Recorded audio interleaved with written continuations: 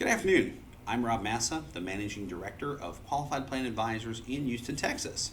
I'm also known as the Retirement Pro, the Retirement 401k Guru, or even the Foracle.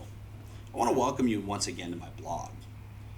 In today's edition, I'd like to discuss employer stock as an investment, both in employer stock ownership plans as well as in 401k plans. ESOPs and KSOPs, which are 401k plans with employer stock in them, are benefits that allow for employees to purchase or even be granted stock of the company in which they work.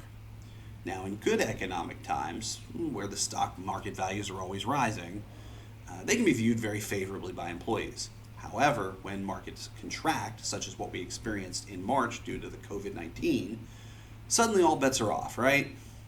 So you need to understand the issues involved and create an effective plan on how to deal with the fiduciary responsibilities associated with this unique investment.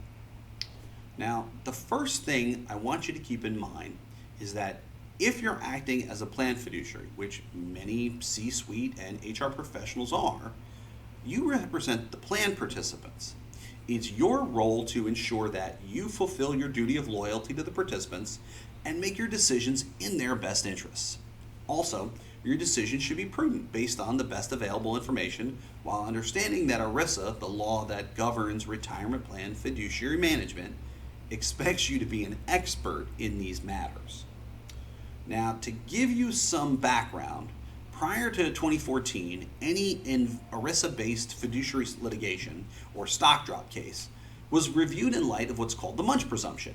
Now, in the case of Munch versus Robertson in 1995, the circuit court ruled that there was an automatic presumption of prudence with respect to a fiduciary's investment of ESOP's assets in employer securities.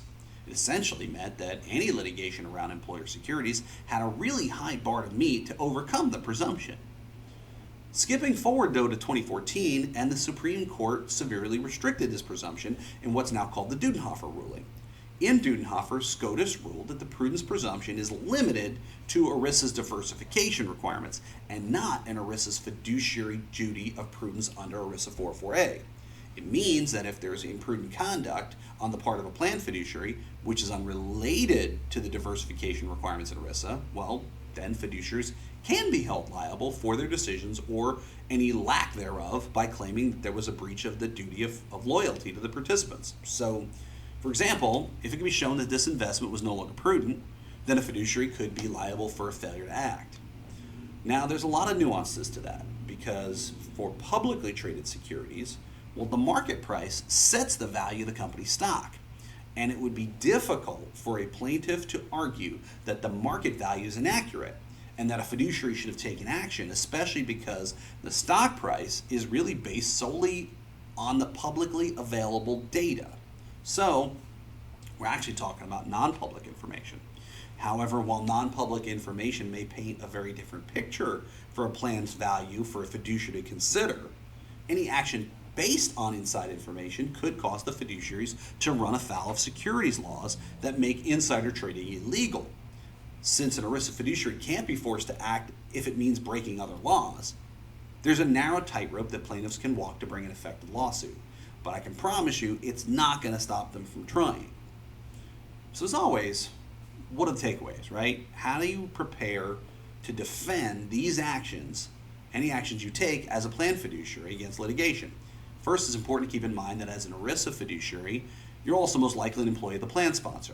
And as such, you wear two hats, right? And as the old saying goes, you can't just serve two masters. So it's critical to know and document when you're serving the participants and making decisions on their behalf, in contrast to when you're representing the company's interests.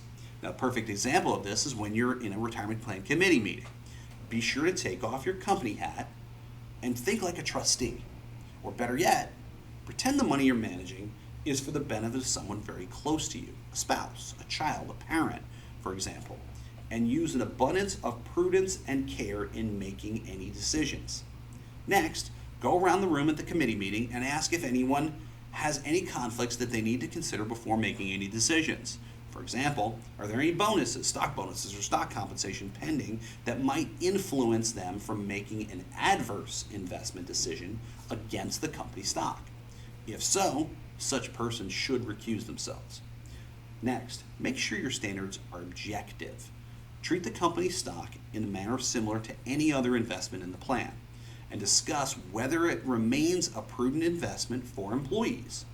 If there's inside information that implies that it may not be sure to consider the impact of taking any action and whether that action in the stock might actually do more harm than good.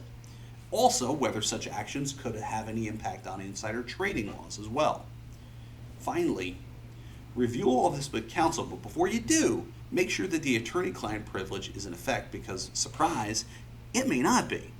Now, the last point about attorney-client privilege is actually a nod or a teaser to my next blog entry, so be on the lookout for it because attorney-client privilege is not always afforded to plan fiduciaries. It's something to know.